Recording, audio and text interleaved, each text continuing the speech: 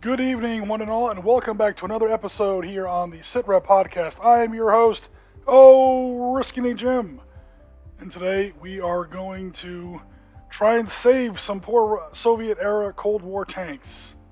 Like it says in the description, even a Ukrainian tractor farmer wouldn't mess around with these guys. In the state that they were in a couple days ago, we have been working on getting them rehabilitated. Ironically, I think I'm going to paint these guys in Ukrainian markings. We've got a T60, I think two T64s, a T72, and a T80, an early model T80, judging by the suspension. So, some of them are resin, some of them are metal. They've had a rough life. So we're going to try and bring them back a little bit from the brink. So I'll catch up on the chat here. John says, good evening. Hello, everybody. Thanks, everybody, for coming out. Howdy from Texas, says Weird World War II. Don't mess with Texas, man. Weird War II's in the house. Or Weird World War II, I should say. Tiger Shadow, hello. I resemble that remark. Wow, 100,000 people through the gates over the 7 weekends. Awesome. John, hope things are going well for you with all your performances. Okay, sounds like our sound is good. Thank you very much. Awesome. The music is very faint, but the sound is good. Yeah, I want the music to be kind of faint because we get complaints sometimes, John, that the music is too loud. And my voice struggles after an hour or two. So I kind of go out of my way to keep the just a very mellow kind of a, chill out kind of a background. That's what I was hoping for. Those tanks were rough. Oh, you did not say that, says Jen? You did not say you had no technical issues. Get ready for a power failure. Okay, Jen. Jen's not in the stream today because... No, I'm not going to say that. Okay, cool. So, let's go ahead and get started. Hopefully I caught up with everybody. Hello. Thanks for coming out. If you like the stream, please remember to drop a like in the video. I know everybody says it, but it really is true. It does help.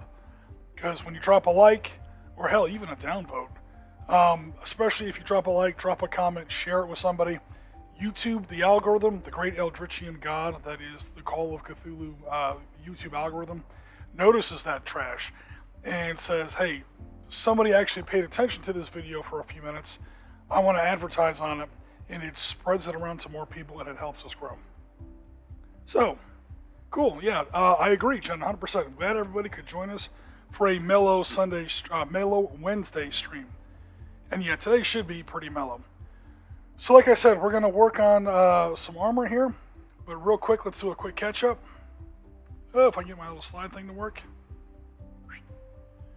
Okay, so this past weekend, we had a great event. Mark put on, who was in the stream. Hello, Mark, again. Mark, you had a great event this weekend at Dust Creek House, home of South Florida Miniatures Gaming Club, where we had a couple of great tables. Actually, we had 4 great tables. I put on 2 of them. So this is some of my 6x4 Fallujah table. Fallujah, Second Battle of Fallujah, Iraq War, November 2004. You see these 2 roads here sort of form a bit of a triangle here. This is part of what they called in those days the pizza slice, because the roads sort of were formed like a little slice of pizza. And it was in the southern part of the Jolan district in Fallujah, in 2 very, very intense battles in April and also November of 2004. Probably some of the most intense fighting in the Iraq War, definitely the most intense fighting. Some people say the most intense fighting since Vietnam. I don't know about all that. I mean, I wasn't there, so I can't say for, I wasn't in Vietnam either. I'm not that old. But at the same time, you're really going to say that with 73 Easting on the table and Medina Ridge, where, battalions of Iraqi tanks were getting shoveled off the battlefield by the minute. By the end of that battle, we fought something, or I wasn't there, but by the time, at the height of that battle, the Americans had destroyed something like 12 divisions and other assorted attached brigades, 12,000 killed. Or I should say 12,000 prisoners. We'll never know how many killed and wounded. That was in one day. So when people say Fallujah was the most intense battle since Vietnam, I don't know. but it was pretty freaking intense. I'll definitely say that. So I won't go through all the pictures because the pictures are on our Discord, also on the South Florida Miniatures Gaming Club Discord. Our Sitrep Discord, the link to the description is in the description, or I should say the invite to that Discord is in the description of this video. If you like what you see here, if you want to get more involved, if you want us to talk about your stuff sometimes, great. Follow the link in this description. It will send you to an automatic accept invite to our Discord. Check us out. But we used Force on Force by Ambush Alley Games and Osprey. And yeah, we had an A10, although he didn't wind up not really doing very much. He wasn't needed. Let's put it that way. And yeah, we had some great moderns, skirmish level combat. So there will be a full video battle report on this. In the meantime, there's a bunch of photos on the Discords. Hopefully you guys enjoy those. Here comes the Black Hawk. Now the Marine Corps didn't use Black Hawks, and I had a great Black Hawk 1-72 model I wanted to use anyway. So we just said that it was from 2nd Battalion, 7th Cavalry, which was in fact fighting literally right next door in the historical event. Yeah, so here we have a medic trying to treat, stabilize, and exfil a casualty. And then we've got the squad leader, and we've got the rest of the fire team. So that's going to be a corporal, lance corporal, a gunner, a PFC grenadier, and a private. And that's the casualty, is the A gunner assistant. Oh, there's the lance corporal hiding out there in the hedge, with some insurgents coming around the corner behind that trash truck. We also had some American Revolution action. You guys know I'm a sucker for American Revolution. We did sort of a smaller version. We didn't try to do the whole battle. We did a smaller part of the Battle of Hubbardton, 7 July 1777. Where, I mean, they're supposed to win. Hubbardton was a delaying action, and the game was kind of built to do that. But yeah, again, I don't want to spoil it because there will be a full video report coming out about this. But if you're curious, read about the Battle of Hubbardton. It pretty much shook out the same way. So myself and a different John were playing the Patriots. We had 11th Massachusetts, 2nd New Hampshire. Sorry, reverse that. 2nd New Hampshire, 11th Massachusetts. We had the Green Mountain Boys. We had some riflemen.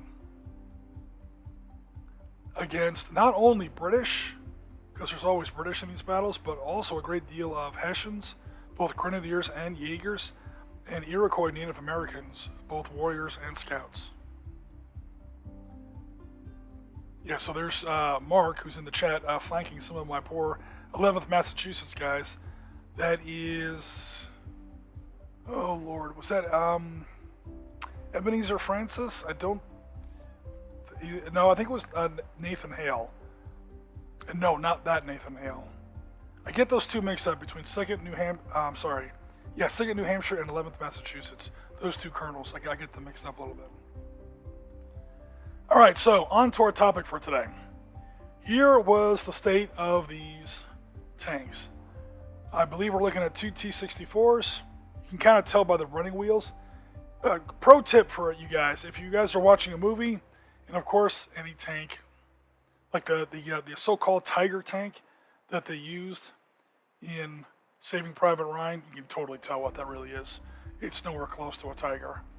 The Tiger that they used in the Russian movie, White Tiger, that's totally not a Tiger. And how you can tell what a tank really is, no matter how badly beat up it is, or how badly Hollywood puts plywood and sheet metal on it to make it look like something else, is looking at the running gear. Look at the wheels, look at the tracks, because that's the part of the tank that still has to work. So going by the running gear here, pretty sure we are looking at, I think I've got some of the turrets mixed up, but pretty sure I'm looking at two T-64s, a T-72, and a T-80. So clearly those guns were a lost cause. I was completely missing one. One of them was snapped, one of them was cracked, and yeah, it just wasn't going to work. I was completely missing one anyway. So the first order of business was to create some new guns. I had some guns, which I'll show you later when I turn on my camera, I thought I could use. But turns out those were, I forgot in my head when I bought these miniatures. I was like, oh, I got some guns that would go great with these. And I was picturing, the guns I was picturing, I forgot, were in fact T-55, modified D-10Ts for upgraded East German T-55s. I think the T-55A. And that's not going to work, because that's still a 100 millimeter gun, a rifle in fact, a 100 millimeter rifle versus a 125 millimeter smoothbore. And you can cheese once in a while, you can kind of get away with one thing or another, but going from a 100 to a 125, especially these Russian, those big L-48 T-55s, no, you're not getting away with that. You're going to need some new guns. So I got some toothpicks, or some, no, those weren't even toothpicks, I apologize. Those were just some pine rounded dowels, very, very small, actually a little bit smaller than a toothpick. And then got some cardstock, cut it into strips, and rolled the cardstock around the gun to get those that thermal sleeve effect. 4 guns, 6 segments on one of these tank barrels, 24 pieces of thermal sleeve, and they had to get super glued on there just right. This was the better part of maybe almost 2.5 hours of work, just making these gun barrels. All right, so then we snapped off what was left of the guns, the pre-existing guns, drilled a 5/16. That was about the size of the guns afterwards. Sort of a hole down into the mantlet. I'm going to have to recreate some of the jacketing that goes around the gun mantlet. I can do that with kneaded eraser. We might get to that tonight. And inserted the guns, basically glued them in place. Now these guns look really large right now. Number one, please do remember, these are Russian 125s. And I'm sure if you've seen the footage, they are very long guns. And they look bigger than they really are here because we've got white gun barrels inserted into dark green tanks. So the second I hit these 4 tanks with some black primer, those guns shrank considerably to the eye. But however, I do confess they are a little thick. They're more like 135s than 125s. So now they're upgunned on top of being refurbished. But in all seriousness, the length is correct, but these were the size dowels I had, and this was as close as I could get. I compared them to other like commercially made 125s, like say some of my Battlefront models. It's damn close. You have to really be paying attention, or someone has to tell you, like I just did, that these gun barrels are a little too thick. So there we go. I primed them black, and then olive greened there with a quick base coat. So you can tell already, like I was saying before, how those guns kind of shrank in size. When you put something white next to something black, the white thing's always going to look bigger. That's why, big, thick boys like me wear a lot of black. It makes us look thin. So that was that was pretty much the state a little bit before the stream. Was getting them primed black, and then I sort of zenithal paint them, so I'm left with some shadow, some artificial shadow with the black underneath. I don't zenithal paint them, but I don't hit them from beneath very hard on purpose, so I have some shadows. And that's pretty much where we are at the moment. So let me catch up with the chat, and then we'll turn the camera on and get to work.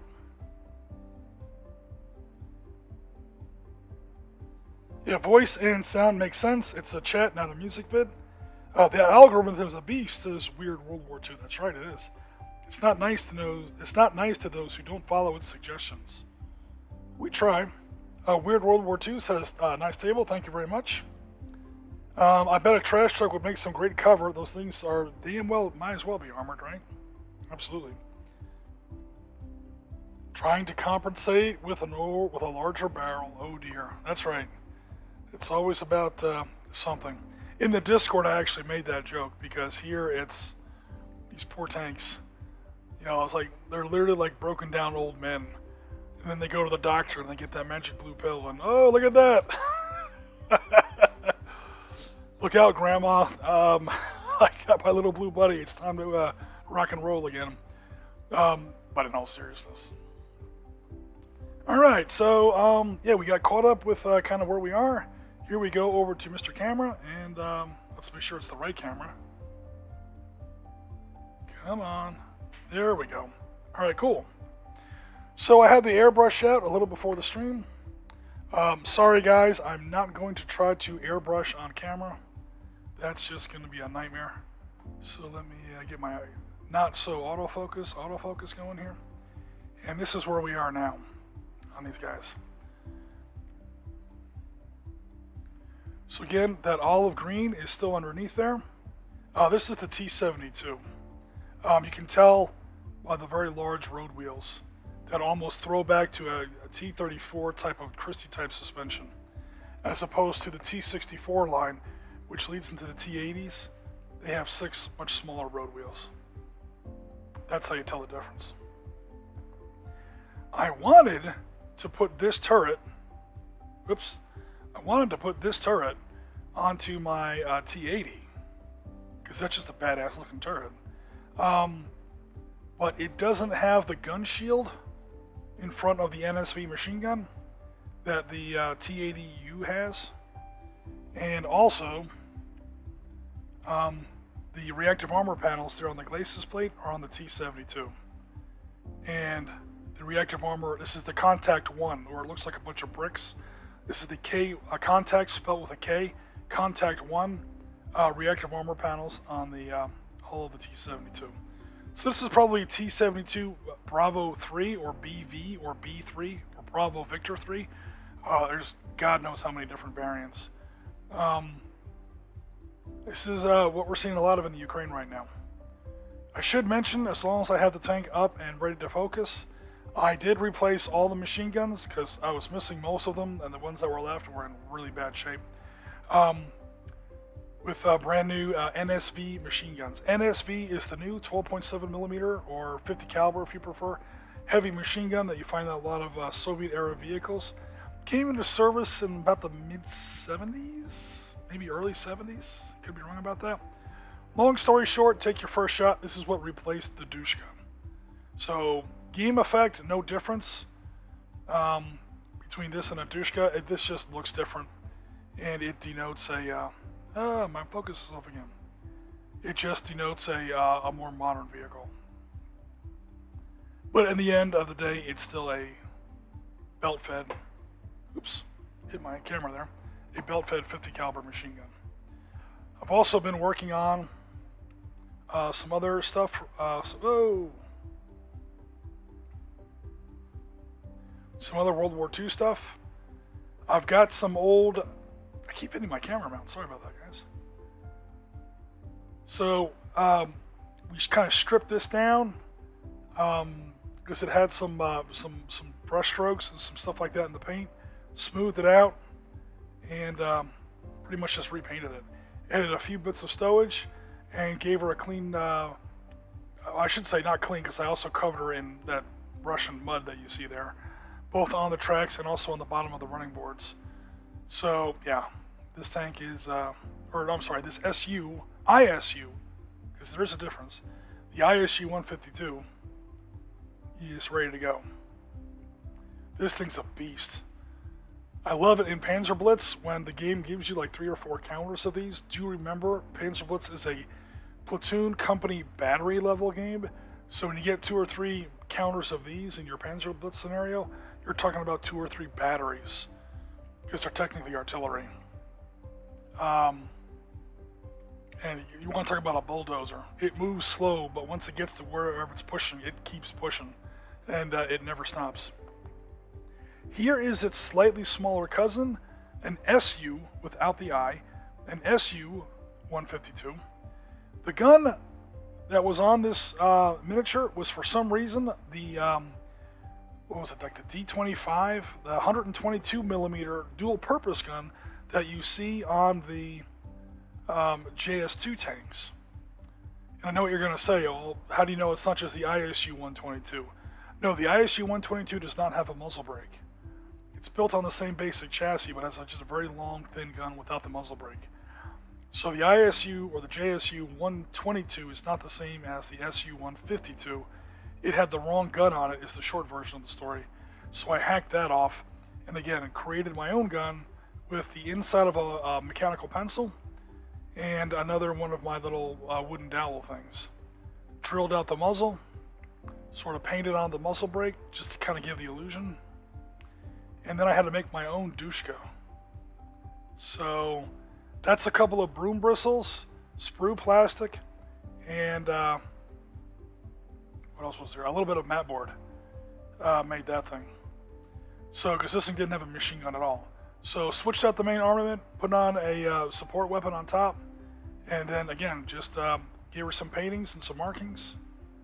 A little bit of matte varnish over the decals to make sure that the decals don't shine. At least not too much. And that's that boy put together. This tank didn't really need that much work.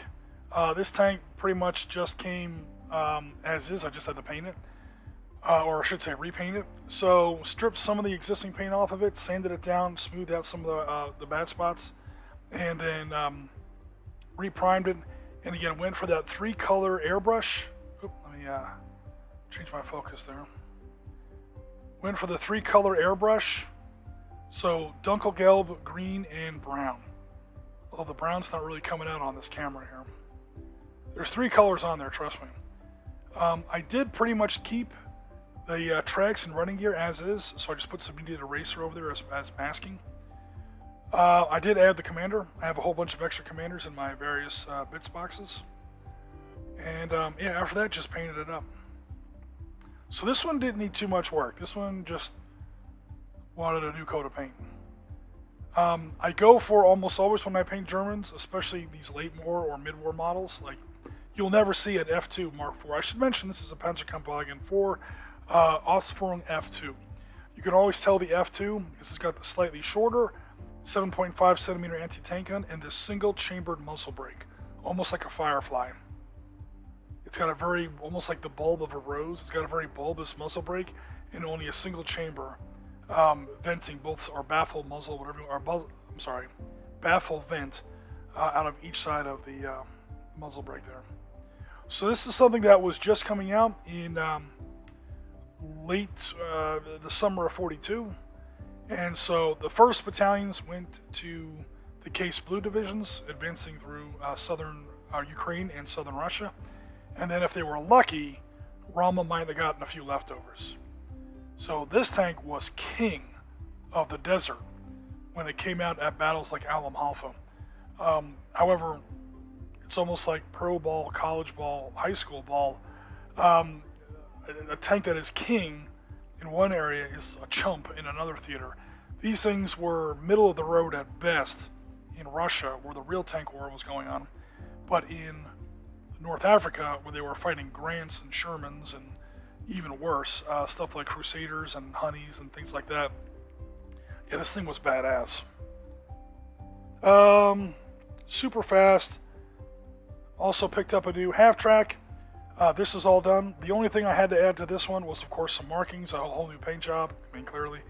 And also this is actually an MG3. This is a little bit anachronistic, so hopefully you guys won't harsh on me too much about that. But it's from my bits box from some old Leopards and Martyrs I had for Team Yankee. I saved them because in a pinch, they can pass as an MG42, especially at 15 millimeter. I mean, who's really going to notice or care? An old Axis and Allies soft plastic, I would say miniature, but toy. I say that because I have the same one. Now I have 2 of them. Again, that gray is the original paint that I bought the miniature in, and then I just masked it and yeah, gave it that whole 3-color mid-war sort of German, you know, Dunkelgelb, earth brown, and olive green kind of a look. Self-propelled artillery. You can never have too much of this stuff. Speaking of artillery, a field gun. This thing required practically no maintenance or repair. It literally just got a lick of paint. Although what I did put on it was a base. The base is mine, and the 2 artillery crew are mine. So we got 1 officer reminding the enlistment which way the gun is pointing. This part goes towards the bad guy because sometimes enlistment will forget that kind of stuff, and then he's loading in the show. I know they didn't really have red shoulder boards, but they did have red piping. So at 15 mil, I just painted red to sort of indicate our artillery crew.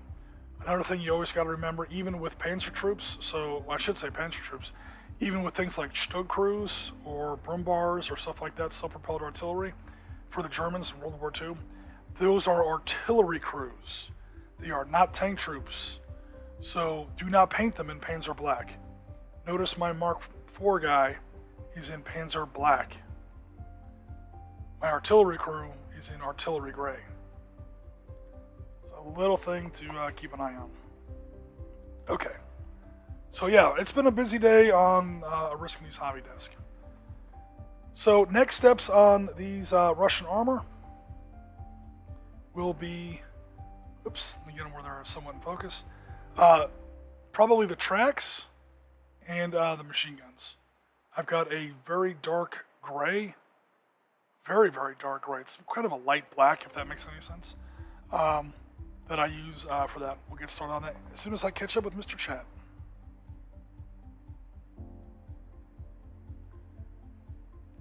I love the time-lapse photo, says Jen. Thank you very much.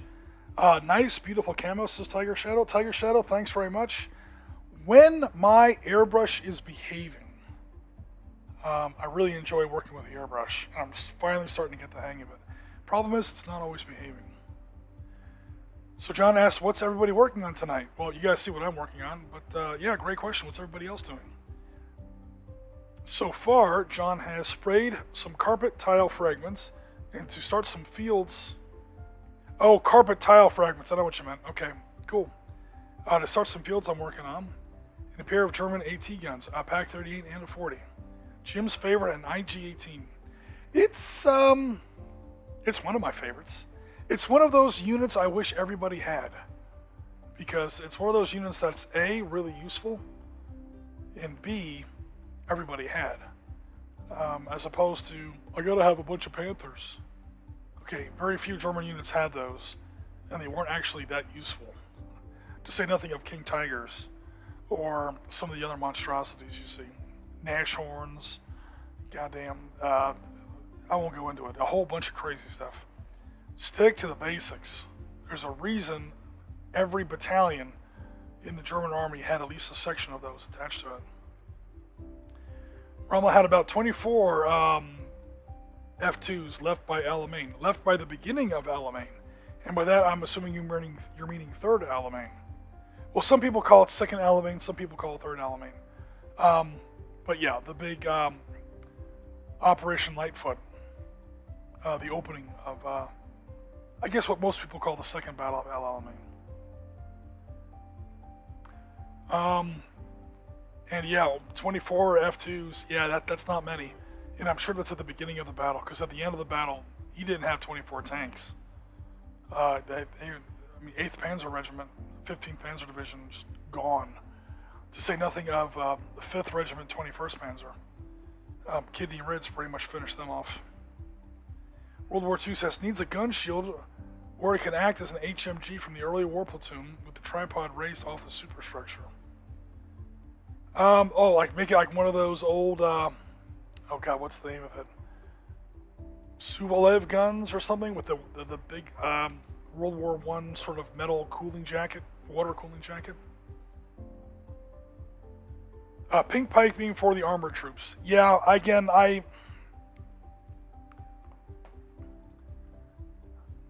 don't try to put the piping on them. These are 15mm miniatures, so I mean, help me out here. But I do try to put a suggestion of the color on the shoulder tabs. I do. I'll probably not be able to get this in focus. I did sort of try to get the white, black, and red on that dot on his cap. But as far as putting piping on soldiers in 15 millimeter. No, I'll go for the colors, but not the piping around the color. That's nuts. There are limits to my madness. Weird World War II. Limits to my madness. All right, am I caught up on Mr. Chat here? Let's hear it for wild piping. One does want a hint of color. Points if you can guess the movie. I will not say anything. I will let the group try to chew on that. I will say it was pink. And people were looking at this guy's pink accessory, and he was wearing a charcoal gray suit. Very nice looking suit. And it looked kind of weird having all this gray and black, and then all of a sudden this pink show up in the middle of it. And they kind of gave him a weird look, and he says, well, one does want a hint of color. Alright. I have rambled enough. Again, apple barrel. Nothing but the best for you guys. We are looking at pavement. It's a very, very, very dark gray. As in almost black. So that's the color we're looking at. It might be still a little too, so I might drop in just a little bit of this other kind of gray. I don't paint things that are black. I probably mentioned this before in previous streams. I don't paint things that are black. I paint them very dark gray, or even like a medium gray. The idea being, what I will do afterwards is go back with a wash.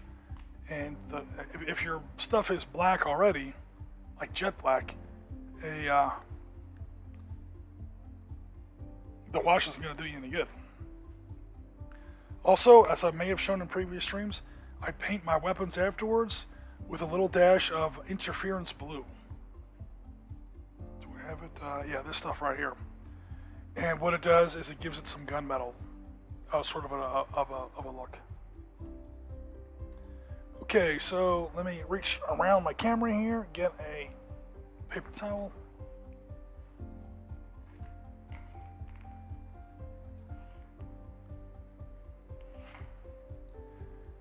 And let's get the basics done on some tracks. The only thing I'm not a fan of these is they come based. And I can see where somebody kind of ground down the base to almost nothing. I can't stand based vehicles. I realize there's multiple schools of thought on that, and there's going to be some people that don't agree with me. But it's fine. But personally, I never base the vehicles. I understand those who do. They've explained their reasons why. It's just not my thing.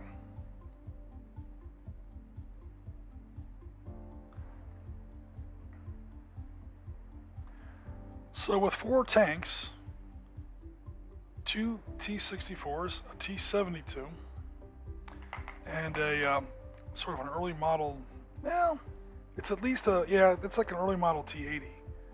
I've sort of got the beginnings of a Ukrainian tank force. And with smaller, I almost want to say like tank skirmish games, like 7 Days to the River Rhine, I'll be able to use my pre-existing Russian force, which is much larger and a little bit more modern. I don't have any T-90s, but other than that, it's definitely in Russian markings. Maybe do some Ukraine games soon.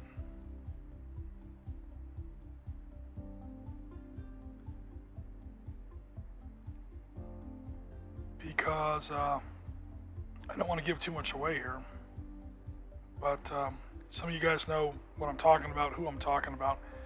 My friend from Ukraine, or my friend who was in Ukraine, is finally out. I got confirmation earlier today.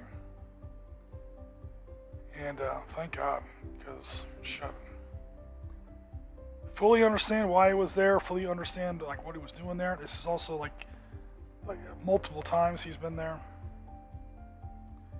But again, I don't want to give away too much. Where he was and the situation, that was going on where he was at, um, and what I was hearing in the news, and who I was hearing it from, and what I was hearing from other sources that are not like the news, because I don't get my news from the news, especially when it comes to stuff like this. Again, not to spill too many beans, but let's just say I know people, and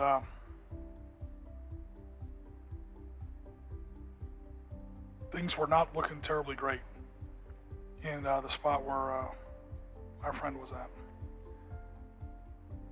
and just glad that he's out of there, to be honest. Alright, so one set of tracks is done.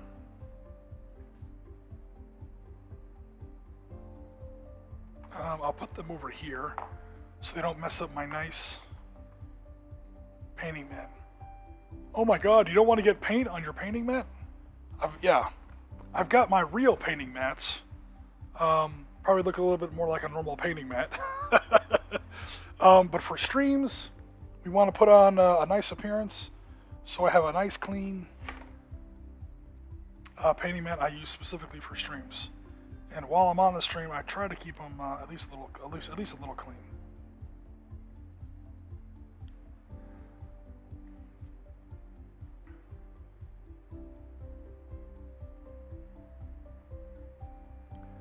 This T72 is definitely the best miniature out of the bunch. I so wish this was the T80. But you can't argue with those large road wheels. That's totally a T72.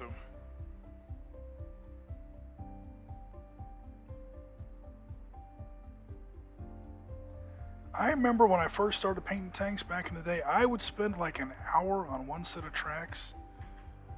I'd be like, oh my god, how am I going to get the tracks without getting the road wheels? And then I would try to paint the road tires on the road wheels. And my girlfriend can tell you, I'd be over here cursing and swearing at the hobby table. Now, I mean, very quickly, or I shouldn't say very quickly, it took me about a year to sort of realize, dude, nobody can ever see the damn road wheels anyway. On the table, because what you're going to do is you're going to come back to this, I mean, you guys know, and slam it with all kinds. Oh, look at this, this ditching log is coming off. Alright, so I'm going to go ahead and break that off cleanly now and save it for later. Can't go into combat without your ditching log. I'm just now realizing that none of the other tanks have ditching logs, so I'll have to put those back on. Those are like the easiest thing to do. You literally take a piece of toothpick and paint it brown, slap it on there. Dry brush it with some lighter khaki to give it some texture, and you're done. You may also notice, sharp-eyed viewers out there, that the two absurd fuel tanks that you always see on the back of these things is gone, or gone. I don't mind that. In fact, when I buy miniatures, half the time I don't put them on there, or I break them off. Because those things, oh my god, people like, so-called analysts who like to think they're experts. Look at how stupid these Russian tanks are. They have these gigantic fuel drums on the back of the tank. That's extra fuel that they're using on the road march. They burn through that fuel first, and before they engage, they're supposed to eject those, and then start running off their internal fuel lines. Whether or not they always do that or not is an open question. As we've seen the Russian army do some pretty silly stuff in Ukraine. But that's what they're supposed to do. So when I'm building a Russian list or a Soviet list, I take the +5 points per unit. These aren't the dumb Russians advantage, and I build that into my list. So I don't have those extra fuel tanks on many of my miniatures.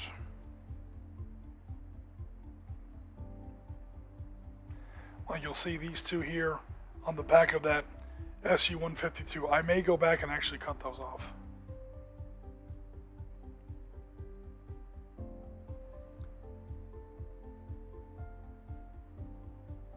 Because you always see pictures of that stuff. I'm not saying that they're wrong. I'm just saying the doctrine is supposed to be. You take those off, or the driver can pull a lever, and those fuel lines kind of detach,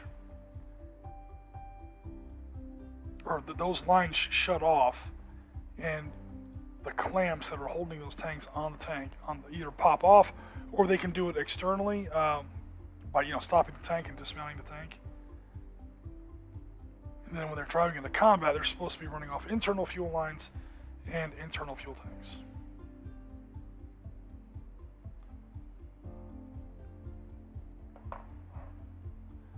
So I'll do one more set of tracks and then check the chat. Very interested to hear answers to John's question, i.e., what's everyone else working on?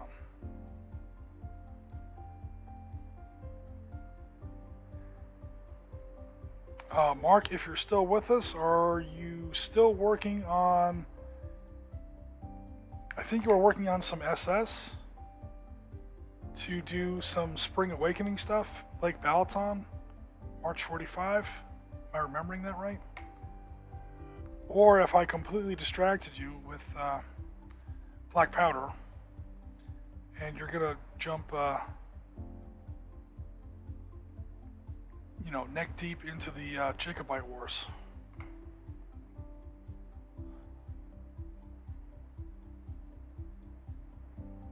I might be a little, I've never really gotten too into that. If it's black powder, I'm sticking with American Revolution. That's kind of my jam. But Jacobite Wars is, might be close enough. And correct me if I'm wrong, the Jacobite uprising and all that stuff, is that where we see Charles the Pretender, last of the Stuarts?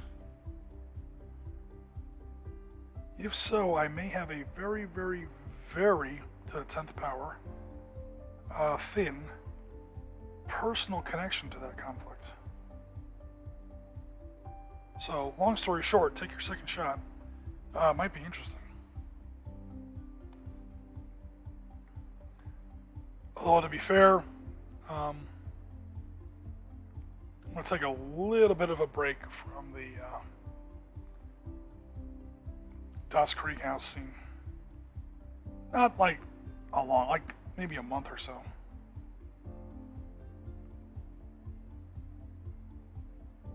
Just got to chill out for a few weeks. I don't think there's anything on the schedule for this Saturday coming up. It's going to get very busy at work.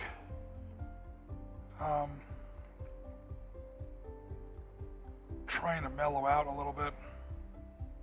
I want to, put a bigger dent in this lead mountain here. And I also have to get back to the rest of our audience. Sitrep Podcast doesn't just do miniature gaming. We haven't run Panzer Leader in far too long. People in Discord are asking me about Sitrep Skirmish. They're asking me about Air War C-21. People are always asking me about Panzer Leader. People are asking me about Valor and Victory.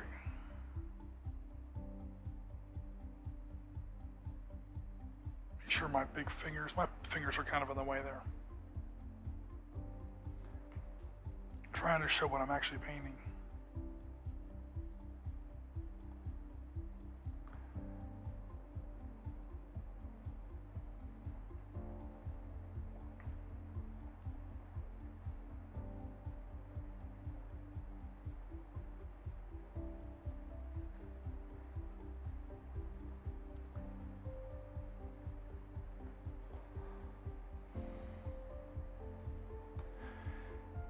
Check. Make sure I'm not missing anything too egregious.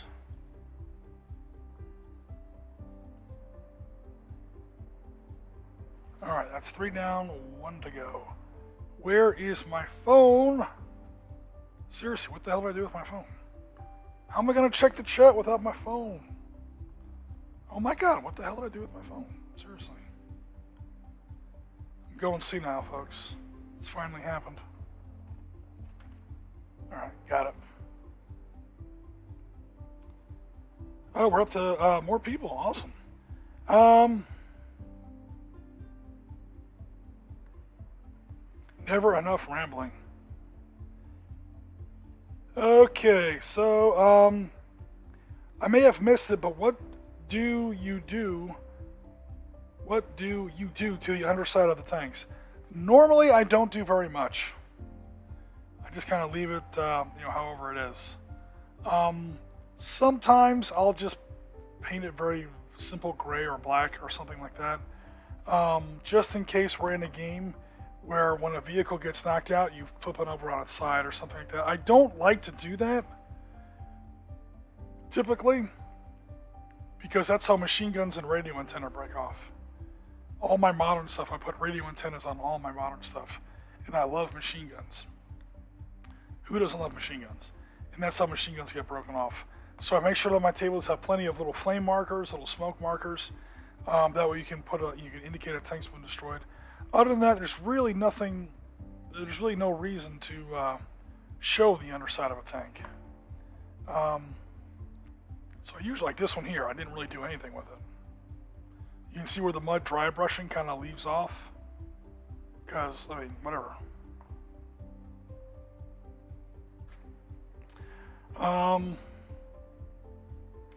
Never enough rambling, says Jennifer Lemon.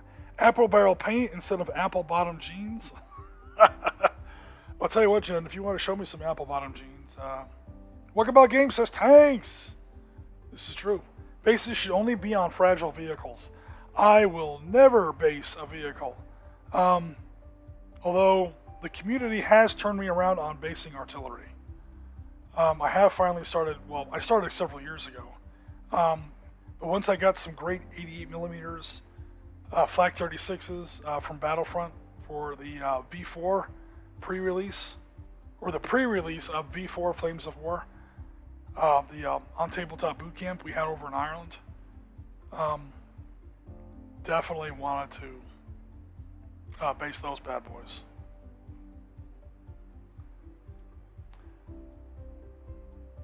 Working on a 1-48 King Tiger, says Weird World War II, infused with a Shoggoth and two M6 76mm. Ooh, I know what you're talking about. Wow, you're working with some big scales. Are you working with dust? I think dust is in 1-48. If so, awesome. Or if not, awesome. Those things are probably pretty badass. I don't have any I'm looking at my shelf now. I don't really have any 1-48 stuff. I have some 1-35 stuff that's absolutely huge. But those aren't really gaming miniatures. Jacobites, including the 45. Okay, so is that Charles the Pretender? Bonnie Prince Charlie, yes. Okay, I'm actually very, very faintly related to him. And by extension, the rest of the Stuarts, if I'm not too much mistaken. So my next game is the third Saturday of March, probably Eastern Front, August 44. Oh, I might show up for that one. Awesome. Weird World War II is also making Asian buildings for our 37 campaign in China. So one of the tables that Mark ran for the Microcon event this past weekend was, I think it was 38, but it was definitely that early part of World War II in Asia. It was definitely, what was I going to say? Yeah, 1938. Whoa. What's going on with Mr. Stream here? Sino-Japanese conflict.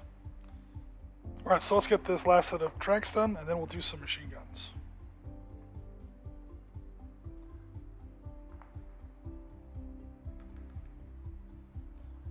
As soon as I can remember where I put my brush, clean that bad boy off.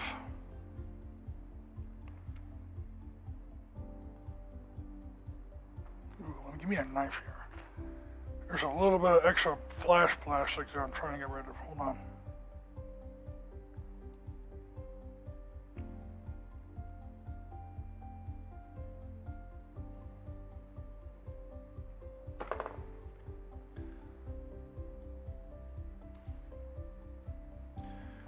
So hopefully I haven't embarrassed myself Prince Bonnie Charles, Charles the Pretender, he was the last Stuart to make a bid for the throne. It's a pretty sad one, from what I've read. I mean, everyone knows the basic Stuarts. You know, James 1 through 6. Etc., etc., etc.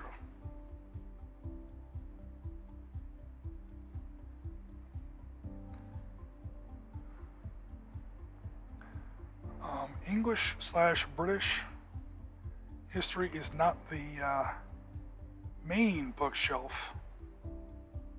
in my library.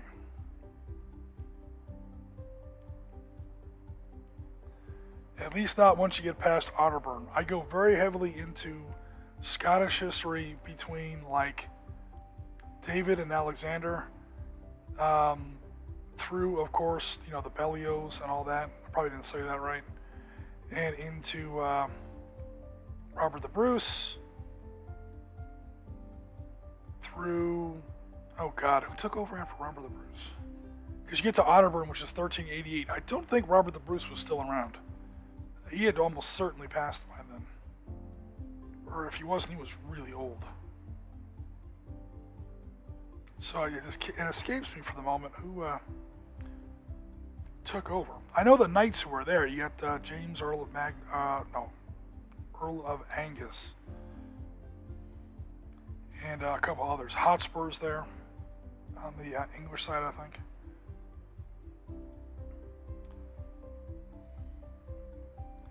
That's a fun little campaign.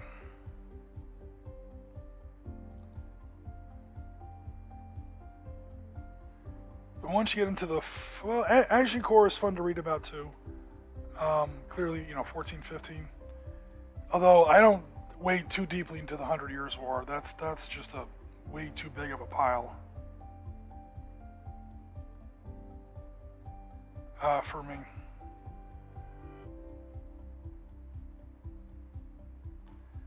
And then you get to...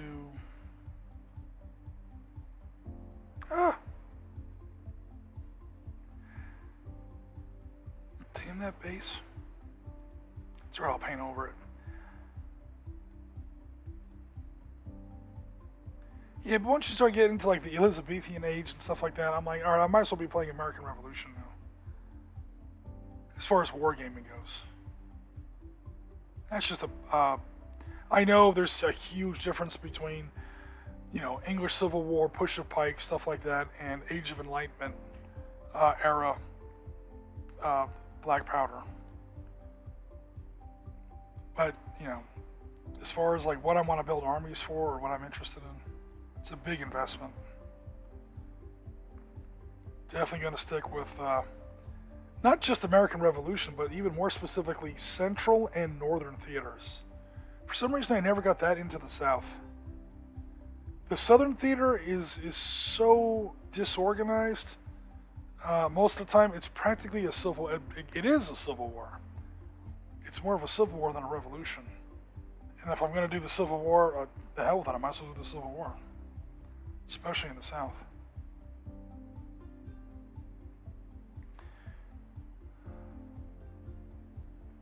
Not that I won't, you know, obviously play any battle that somebody puts on, but...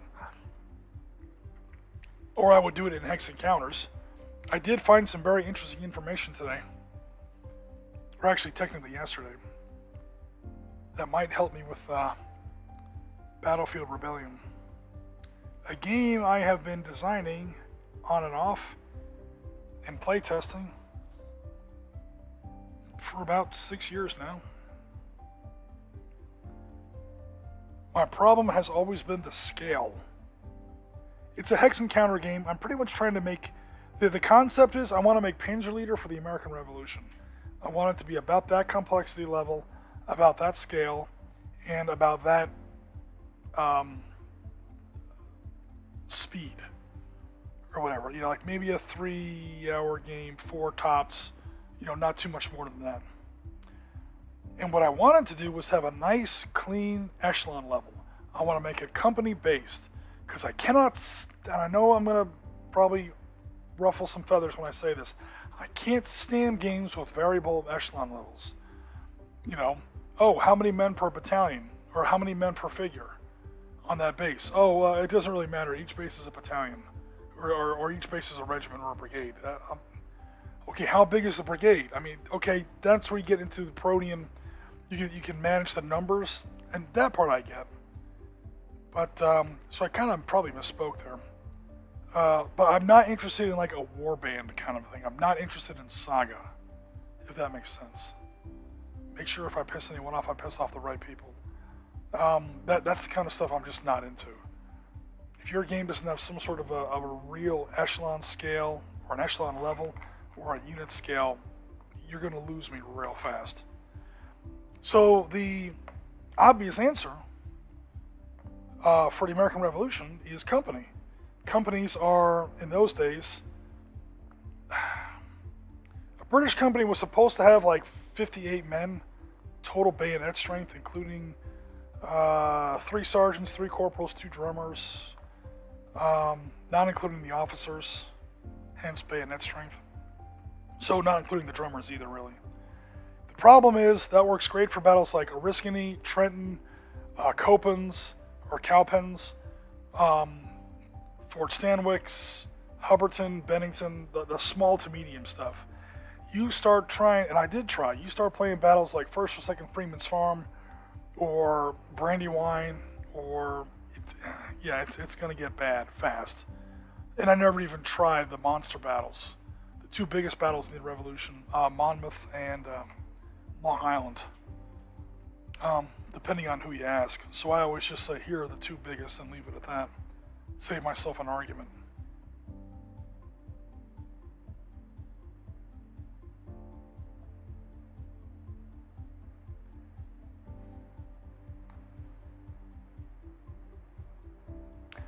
Defeat the annoying fact checkers. Don't actually know most of this stuff. They just have a phone in their hand and a quick link to Wikipedia.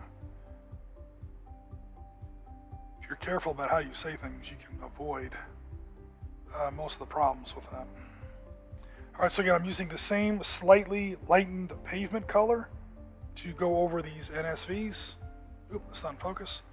And again, once that dries, I'll go over it again with that interference blue. So again, I'm like, okay, can I have like 2 companies? Or, because 50 is too small. And I don't want to have it done by regiment / battalion, because that's going to be too big. When you go to that scale, battles like Oriskany are going to be literally 7 pieces total. 4 on the Patriot side, 3 on the Loyalist side. So I don't want to go all the way up to, battalion / regiment, and I don't want to go up to, I would love to stay a company, but company's too low. So I'm figuring out from some guys who do American Revolution British side reenactments, and they really get into how, especially the British, were organized in those days, with divisions and subdivisions of battalions, basically half battalions, which is kind of like right in the middle.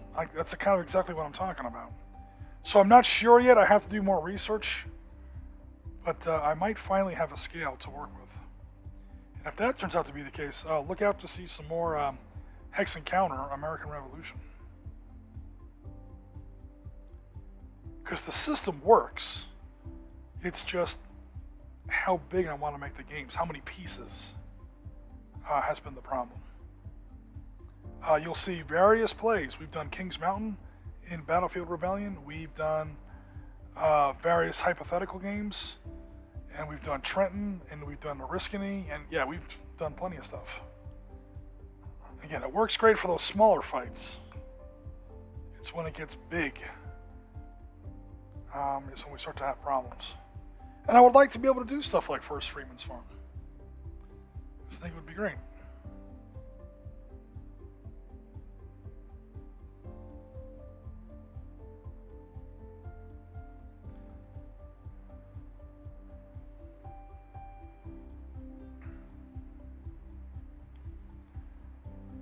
It's a very simple system.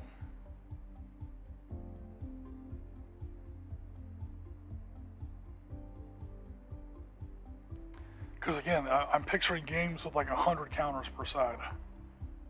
So it has to be like, really fast. Okay, all the machine guns now have their base coat on them. We'll check out Mr. Chat.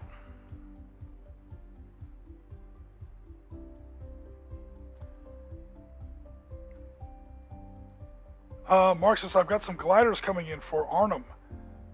It's like made with, that's like made with Red Devils, or looks like made with Red Devils. That'd be cool. So I've got some German gliders. I can't quite reach them right now. Hold on just 1 second, guys. Let me, oh, maybe I can. Hold on. Let's see how long this cord goes. So, about 4 or 5 years ago, when I was still writing for On Tabletop, I published an article series on sea lion, and so I needed some German gliders to invade Great Britain with. Found this on DeviantArt. This is just a pattern that you print out on cardstock, paint, and fold together. So I painted this in Photoshop. So there's no actual paint on this. It's just painted in Photoshop, so it comes out the printer on cardstock like this, and you kind of fold it together. Sometimes you can get away with that stuff if you're basically flying what is essentially a paper plane to begin with, as in a German glider. So I got 2 German gliders I practically never used. So who knows? Maybe one of these days we'll do a German paratroop drop, or I should say a glider assault.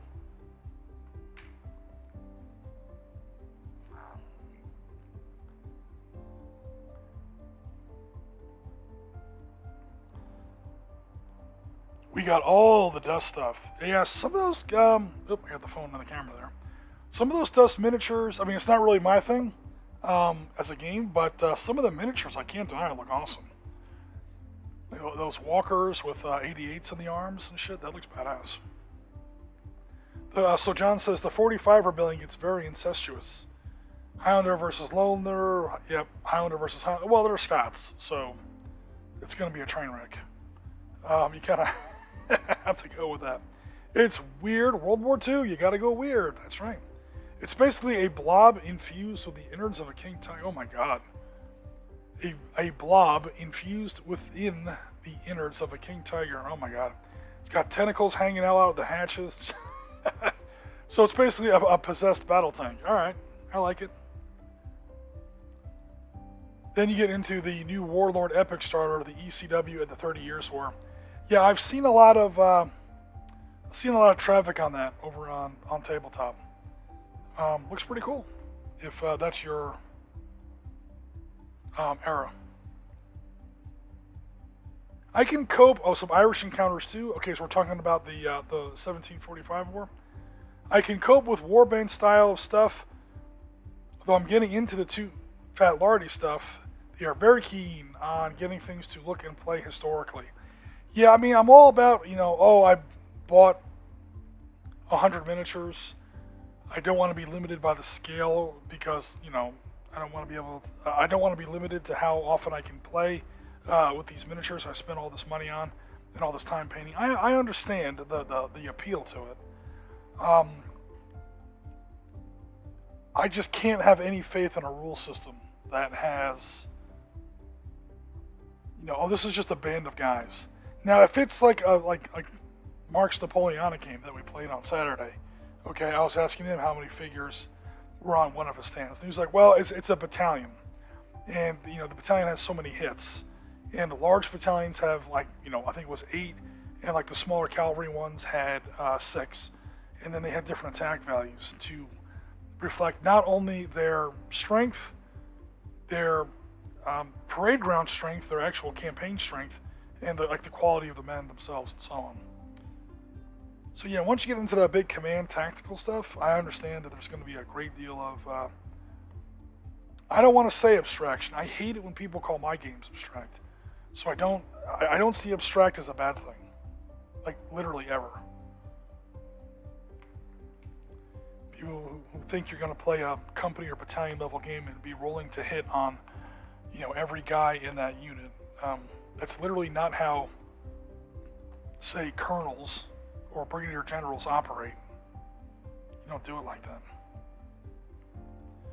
Okay, so I'm going to do things a little out of order for sake of the stream. We've been up for about an hour, so we got like maybe about a half hour left, just to kind of make a little bit more progress here.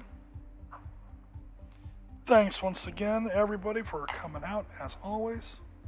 Again, I'm going to dry brush these machine guns with some of this interference blue.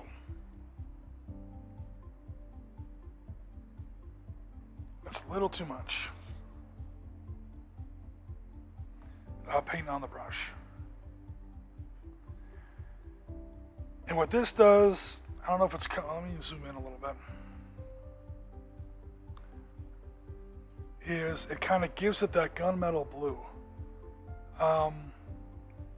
So there's the NSV without it. There's the NSV with it. It gives that little blue highlight, makes it look like guns, like that gunmetal sort of a look. I will freely admit, with a smile on my face, I usually overdo this. I like high contrast miniatures. My armies are all painted in Technicolor.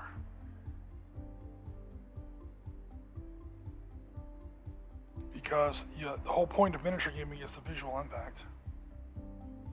It's not the realism. Sorry. I got some bad news. So if you're going for visual impact, God damn it, go for visual impact. So like you can kind of still see. Although the background is a little out of focus at the moment. But like my ISU and SU 152s have these big honking red stars on them. Nice big tactical numbers. Za Radanu for the motherland, emblazoned across one of those big. I mean, come on, how are you not going to paint that on an ISU 152? The side of that casemate is practically a billboard. I should have painted a naked woman on there or something. I got enough space to. If you want to go for historical accuracy and tactical realism, make friends with hex encounters. But no hex encounter board ever made, and I've made some good ones. They are published out there, commercially available products with my name on them. They will never look as good as a miniature table. So if you're going to go for visual impact, go for visual impact. Another thing I'm going to do a little bit later is I'm going to drill out these gun barrels. So right now they're just like very obviously just flat. You got to be really careful with these because again, this isn't plastic, this isn't resin, this isn't metal. These are toothpicks. This is wood. So you got to get a brand new razor, maybe reinforce around the rim with a little bit of super glue or something, and then drill it out. And you got to do it very, very carefully because this thing is going to want to splinter if you go into it too harshly. Probably won't get to that tonight. Or at least not on camera. Because I want to have some dinner, damn it. I logged off of work and I went straight into stream prep. I haven't even eaten dinner yet. I sacrifice everything for you guys. So please drop a like.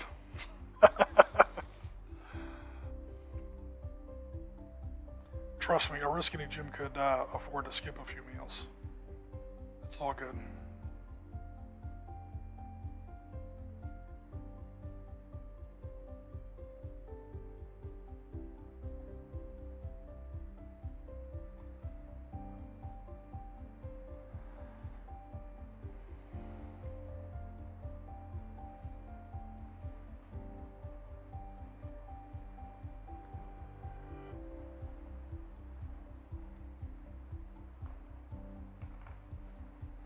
So yeah, I might paint these bad boys in Ukrainian markings.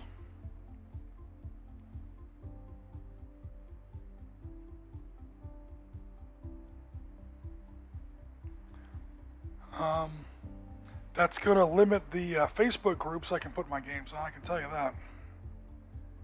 Because a lot of the wargaming sites out there are like, look, stay away from that topic.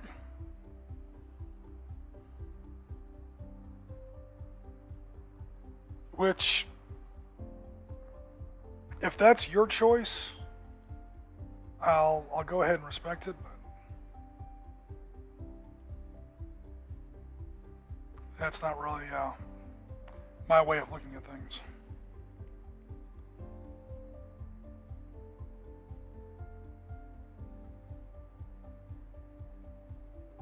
People who have gamed with me in the past know that I'm not exactly a beer and pretzels guy.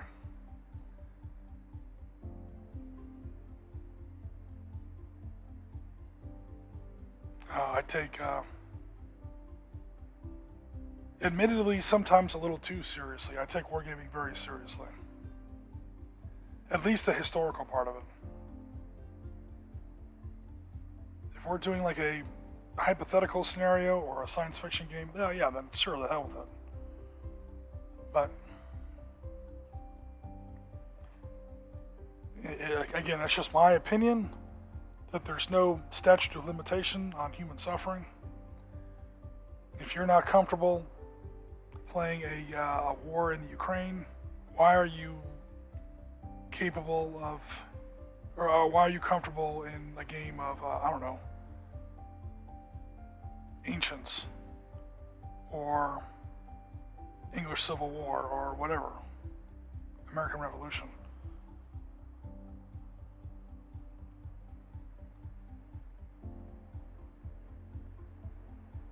Those people bled too, those people felt pain too, those people lost family members too. It doesn't not count just because it was 200 years ago.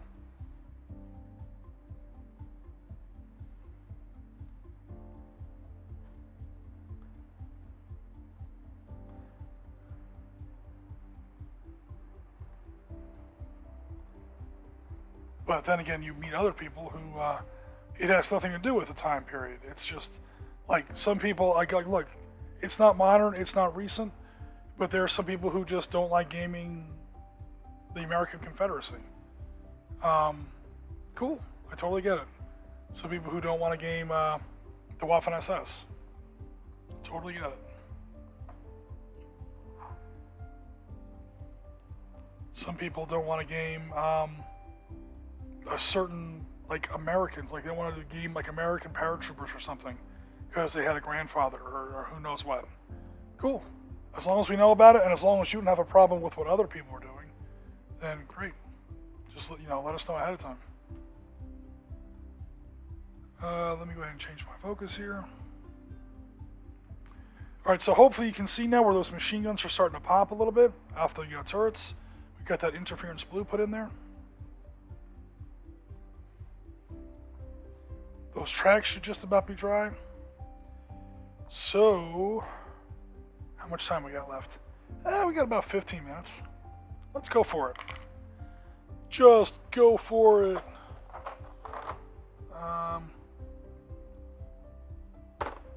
Is there any paint left in that? It's a very basic tan. Shake it up because this paint is older than I am. Oh, never mind. This paint is dead. Let me use up the last of it. Get out of here, you. Alright, that is a used up paint bottle. Goodbye in the trash. That's probably good.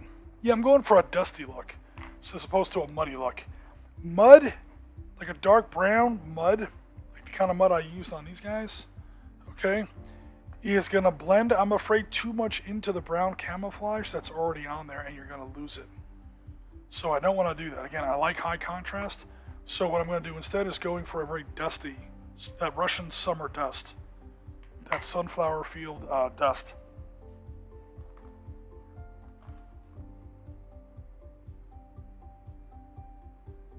So, get a larger brush. Dump most of the paint onto a paper towel. And let's start some dry brushing on the tracks.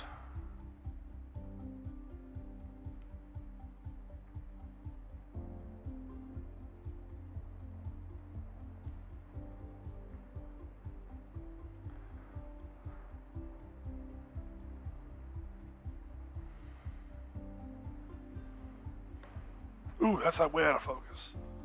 Hold on.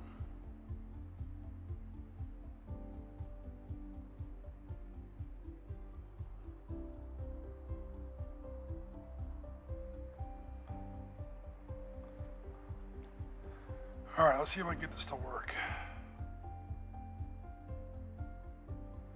I'm trying to put some dust coming up off of the wheels onto those side skirts.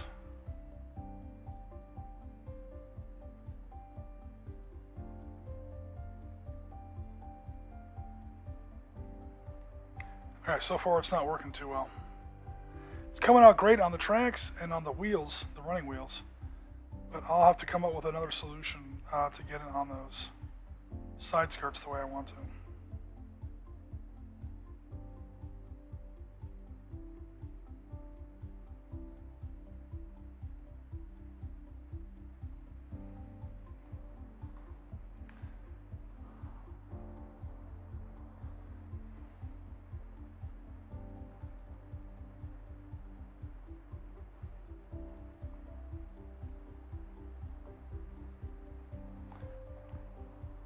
Alright, let me try something here.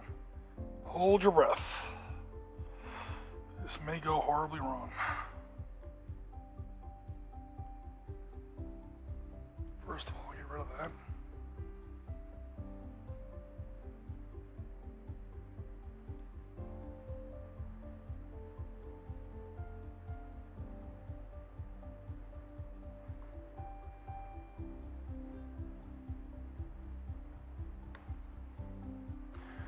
So I'm trying to show some of the dirt and dust getting kicked up off the tracks onto those side skirts there. That's what I'm going for.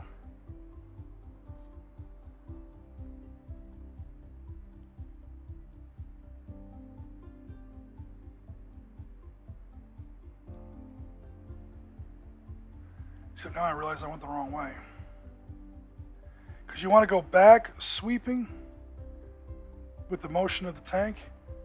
So this is the front of the tank, clearly. That's the front of the tank. And you want the like, so it kind of looks like you got splashing and so on in the direction that the tank actually moves at.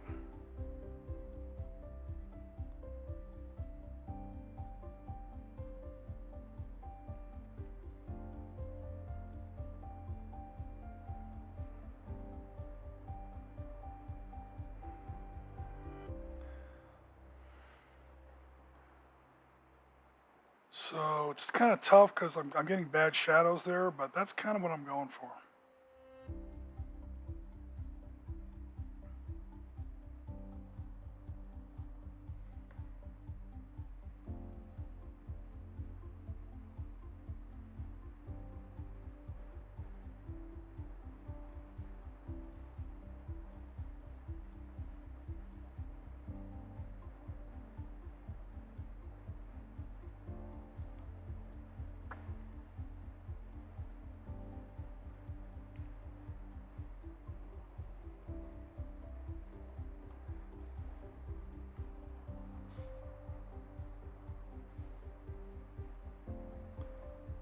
So I guess I should say thank you very much, Mark, for selling me these minis. I say selling. Some of them are like $1 a piece. And then like for every couple I would buy, he'd be like, well, here, it's buy one, get one free day. And he hands me like 5 more. I'm like, bro, what am I going to do with all these? He's like, I don't want them. I'm like, I mean, I appreciate it, but damn, dude, my lead mountain is getting out of control. I'm usually a player, or I should say a hobbyist, that prides themselves on not having a lead mountain. Now, shit, look at this. I've got a lead mountain all of a sudden. Das ist nicht gut. But it's cool. It's getting me back into the hobby in a big way. Because again, here on the Sitrep podcast, we do a lot of hex encounter stuff. And when you're under those kind of pressures to put out content, spoiler alert, hex encounters is a lot easier. Oops. Hex encounters is a lot easier than miniature tables. Alright, so the hull on that thing is just about done. At least as far as that dry brushing for the road, the dirt and the muck and the grime that goes on the tracks. The rest of the hull is going to be dry brushed a different color. I'm going to go for a very light green to dry brush that. Maybe a light green mixed with some yellow, like a lime green. Because I usually tend to go, again, with whatever the primary color of the vehicle is. The temptation is to just dry brush it white. I used to do that. It looked like every one of my tanks had just crashed through a sheetrock factory, a drywall factory. It's fine. I try to do things a little different now. So after all the dry brushing is done, then I go back and I do a pin wash. I loves me some pin washing. I pin wash the hell out of my vehicles. In my other life, or my non-hobby life, whatever you want to call it, let's just say I'm much better at drawing than painting. So however meager my painting skills are, and they are pretty meager, I do draw passably well. People on the stream have probably seen some of my sketchwork stuff. So pin washing is very, very much like drawing. So I know it's tedious, I know it's time consuming, but I love doing pin washes. And that really makes the tank pop. So I'm going to pin wash the hell out of these things, finish up their dry brush, and when that stuff's done, I go back and I start picking out smaller details. Sensors, periscopes, cameras, headlights, engineering tools, if any. I'm going to go ahead and put that ditching log back on the back of there where it fell off. And yeah, that'll be about it with this one. After that, some markings. Again, I'm going to go ahead and probably put Ukrainian markings on this. So I have to do some research into some current Ukrainian vehicles. I mean, the whole white cross thing I could do. I don't know if I'm going to do that or not. It would look cool if I could do it, but I don't know if they're still using that. I'm going to have to ask around. 'Cause they may have given up that practice.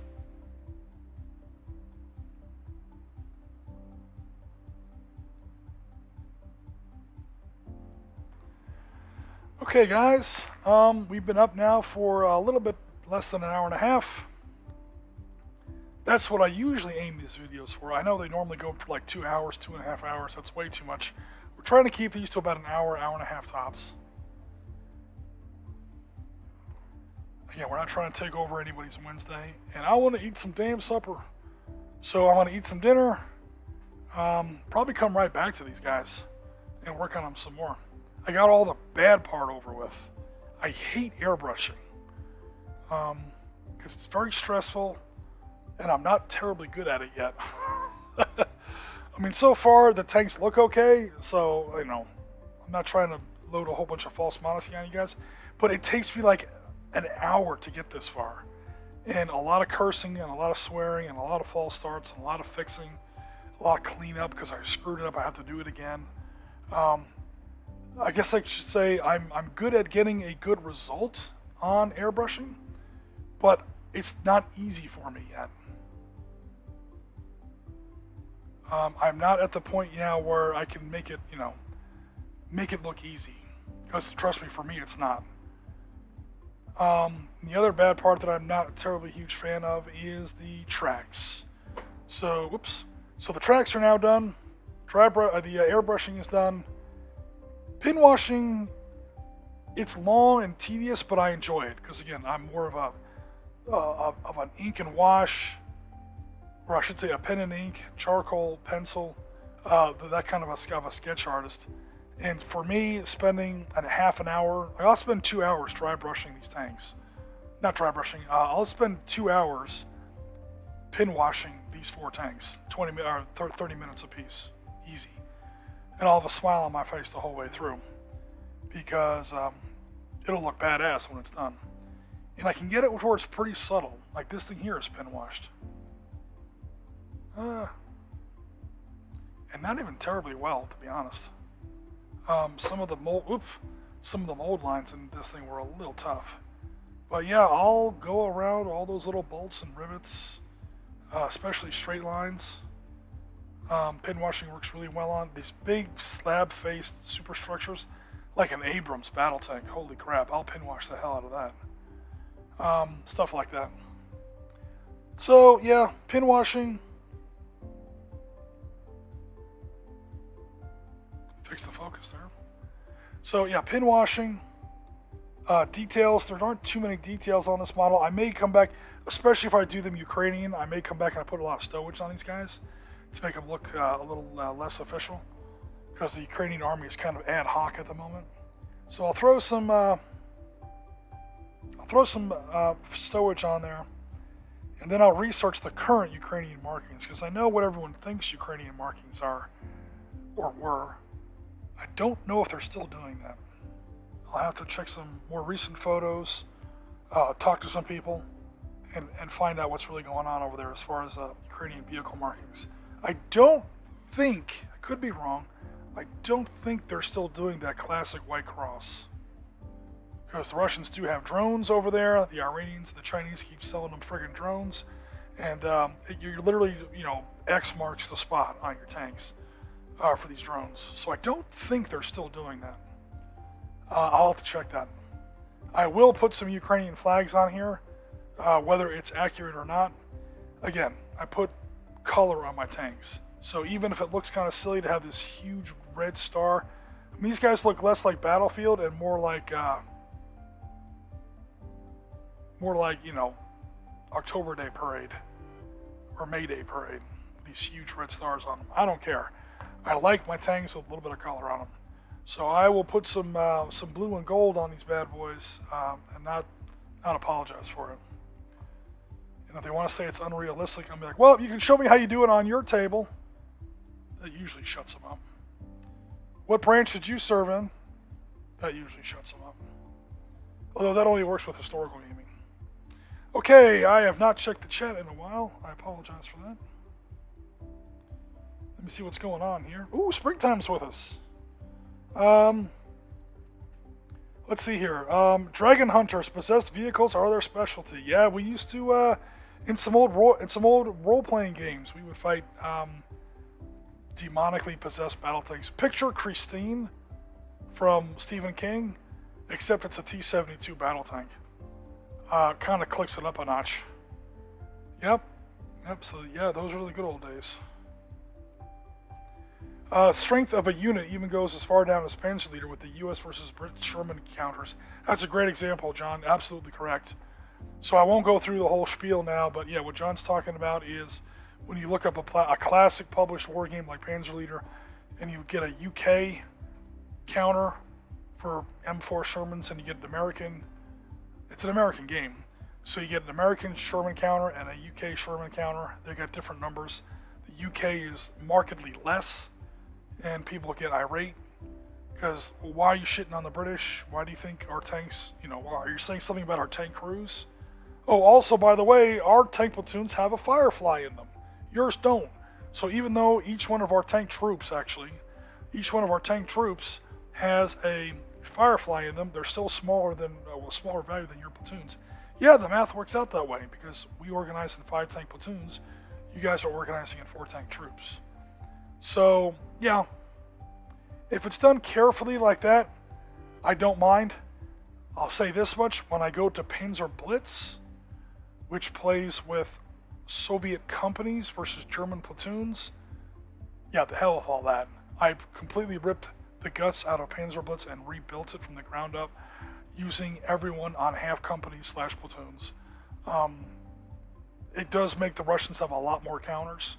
Like, it literally triples their number, but it just makes it better. And then there's other rules that I work in there to make it work. It's not as simple as I just made it sound. But yep. So Jen says, careful with that stuff. Are you talking about dragons and Bane possessed battle tanks? Springtime. I'm working on the idea of post-apocalyptic naval warfare. Springtime, that's a really interesting idea. I'm interested to hear what levels of naval warfare you're talking about. Because one thing about naval warfare, this comes up in games like Twilight 2000. Like Guns on the Vistula and stuff like that. There's a big riverboat battles on the Mississippi in post-apocalyptic America. Naval warfare requires hella infrastructure and support. So I don't know if too many people are going to be cruising around in, like, ballistic missile submarines or strike carriers, amphibious warfare ships. But if we're talking more like riverine action or stuff like that, like brown water Navy stuff, also it's your post-apocalyptic world. I'm not trying to crap on your idea. I'm just interested to see how you'll tackle it. It poses some interesting challenges. We run into our fair share of all the PC stuff with the Nazis. Oh, busty babes and the comic book violence. Yeah. So when I was showing my glider, you'll notice where my thumb is, because I'm on YouTube. And you guys know what's under the thumb there, on the tail of that German aircraft. No, I'm not going to move my thumb, because, hey, YouTube, here's what I'm not showing. You can't strike me. At the same time, you get things like when we ran Prokhorovka, and I had my big, like, campaign level map, and I had red stars and Balkan crosses. Well, you show the red star, but you don't show the swastika. Well, no. I'm not showing hammer sickles and not swastikas, number one. And number two, yeah, I'm on YouTube, buddy. I'm not going to plaster my video with friggin' swastikas. I'm probably going to get a strike just for saying the word swastika now. I mean, don't be naive, dumbass.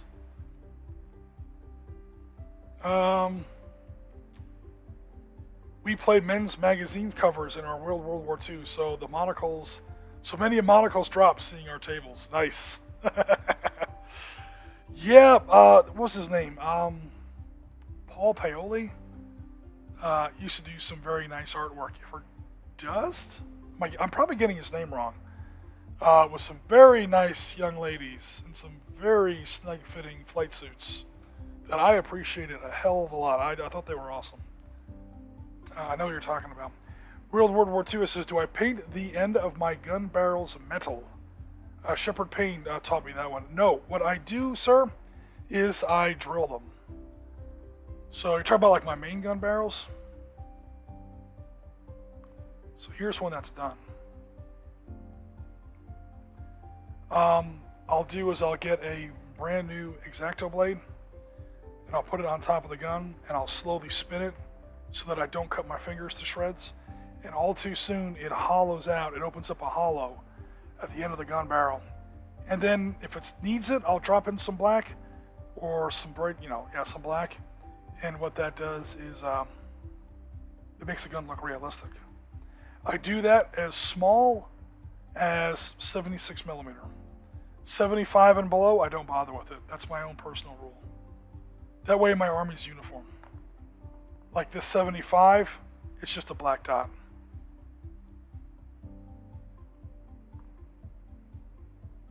So these, which are still just completely flat, are going to get drilled out and then shadow painted with a little bit of dark green or black to fix that.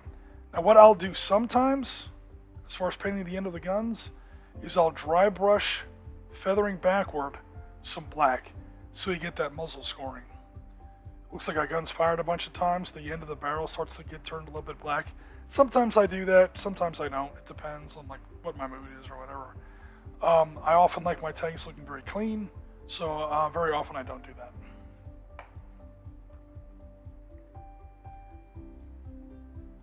Mark says, I have generated even more space at home. Room for vehicles haven't even been built yet. Mark, admitting you have a problem is the first step, my friend. You and I both need to go to some kind of AMA, American Miniatures Anonymous or something. Because my cabinet there is beyond packed. It is like full to the brim. There's literally no more space. There's stuff stacked on top of it, literally almost to the ceiling. And then over here, there's more stuff over there. All those shelves are packed to the gills. Trays full of stuff. It's getting crazy. So I don't know what's going to have to give here one of these days, but sooner or later something's going to have to give.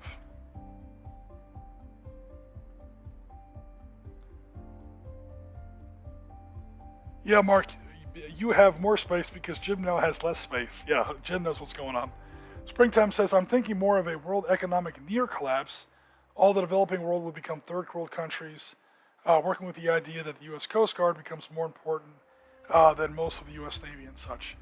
Yeah, the stuff like the Navy is not going to be able to support itself in any kind of a post-collapse or near-collapse kind of an environment.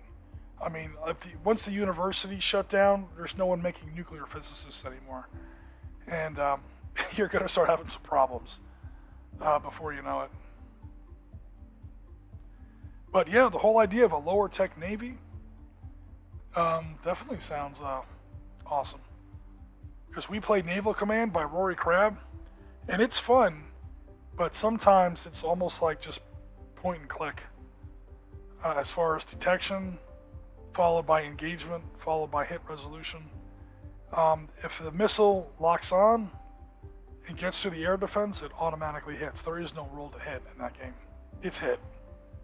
And it's just how bad it hit, i.e. what part of the ship it hit, because no ships are even armored anymore. I guess what I'm trying to say is full-scale modern naval combat is definitely a paradigm shift and is a lot to get used to for people who like to play war games where, you know, you blast away at each other and, you know, may the best man win. It's not like that. And it's the first person to turn on his sensors is usually the first person to die, is usually the first person to sink, and the other side wins by default. It can get pretty tough. But hey, that's cool. And all countries are at least very suspicious of allies. Well, in a hyper-scarcity economy, yeah, that's going to be the case. Even so-called allies are going to be going after each other's resources. Or at least envious. In, again, we're supposed to be moving towards a post-scarcity environment, but if we move to a hyper-scarcity economy, we're almost going to slide backwards, which it sounds like it's what you're going for. It's not a problem until I exceed 30,000 miniatures. Okay, I don't think I'm going to get there yet. I don't even think I'm at 5,000 yet. Including infantry, of course. In fact, I might not even be past like 3. So I guess I've got a ways to go. Alright guys, we're going to go ahead and sign off for now. It was very cool talking to everybody. I actually kind of mean that. Because I work from home. I don't even get to go into an office and like hang out with people. Also, the people that I would even work with are in freaking Canada and all over the place. So, I'm literally in the house all day. I'm very lonely. I'm just kidding. So, yeah, we game once in a while in the club. Although, again, I'm going to be taking a little bit of a break from the club for a while. But let me get caught up on my minis, my writing, my other artwork. And it's pretty much other stuff. But for now, this where can we see your art? I don't have a lot of it posted, because some of it is very unsafe for work. Let's just put it that way. Or it's posted, but it's posted under another internet identity that, trust me, has no links to this one. But I should probably start putting some of it. I may open up a page on Discord. Some of my other, I have a lot of historical stuff, a lot of character-driven stuff, like character portraits and things like that. I might start posting. We might start putting that. We may, I don't know. Start putting some of that over on Discord. Excellent chat, gents. Share your work in progress on the Sitrep Discord. Yep. So far, I've definitely been putting it up on Discord. Again, guys, when you're working on stuff, please take John's advice. There is an automatic accept invite link to our Discord in the description of this video. Go ahead, join our Discord, say hello. You'll see a bunch of channels in there. You'll see a bunch of our stuff. You'll see these tanks in there in their earlier stages, along with some other stuffs, some other people's work. So, hell yeah, post those sketches, says Jen. Others can share their art too. Yeah, I should probably start doing that. It's just some of it's not scanned yet. I'll figure it out. Okay, guys. I've said goodbye like 3 times now. We're now well over an hour and a half. So I was on time until I wasn't. Take care, everybody. We're rounds complete. Tango Mike, as always, for listening. We will be in touch on Discord. Please take care of yourselves. Enjoy the rest of the week. We'll be in touch very soon. Thanks again, everybody, and take care.